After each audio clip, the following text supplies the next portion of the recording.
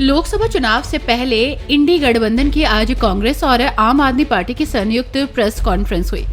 इस संयुक्त press conference में कांग्रेस और आम आदमी पार्टी के बीच 5 राज्यों के लिए गठबंधन का ऐलान किया गया। प्रेस कॉन्फ्रेंस में बताया गया कि दिल्ली में आम आदमी पार्टी 4 सीटों पर लड़ेगी।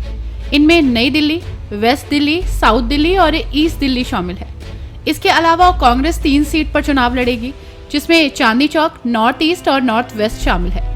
इसके अलावा हरियाणा की 10 में से 9 सीटों पर कांग्रेस चुनाव लड़ेगी, जबकि 1 सीट पर आप चुनाव लड़ेगी। कांग्रेस महासचिव और सांसद मुकुल वासनिक ने कहा कि गोवा में यह तय हुआ कि कांग्रेस दोनों लोकसभा सीटों पर चुनाव लड़ेगी। इसके अलावा गुजरात में 26 लोकसभा सीट में से कांग्रेस 24 पर चुनाव लड़ेगी और 2 सीटों पर आप उम्मीदवार चुनाव लड़ेंगे।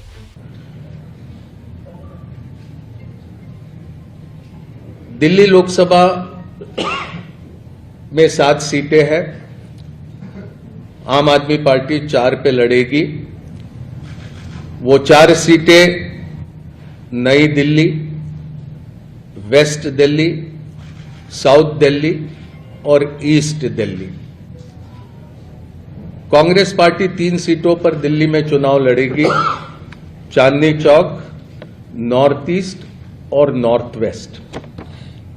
गुजरात में 26 लोकसभा सीटें हैं, 24 पर कांग्रेस लड़ेगी, 2 सीटों पर आम आदमी पार्टी के प्रत्याशी रहेंगे। भरूच लोकसभा और भावनगर लोकसभा की ये सीटें होगी। हरियाणा में 10 लोकसभा सीटों में से 9 सीटों पर भारतीय राष्ट्रीय कांग्रेस लड़ेगी और 1 सीट जो कुरुक्षेत्र की है वहां पर आम आदमी पार्टी के प्रत्याशी लड़ेंगे।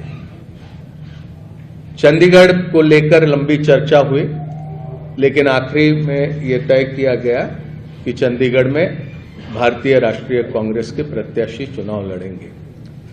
गोवा में भी, खास करके दक्षिण गोवा में विस्तार से चर्चा हुई, लेकिन फिर यह तय किया गया कि गोवा की दोनों सीटें ये भारतीय राष्ट्रीय कांग्रेस पार्टी लड़ेंगी।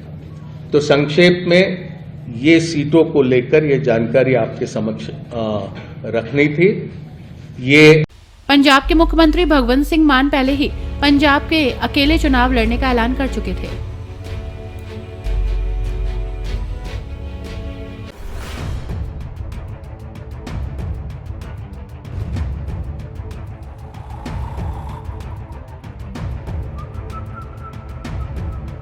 हर बड़ी खबर का असली एड्रेस है खबरनामा।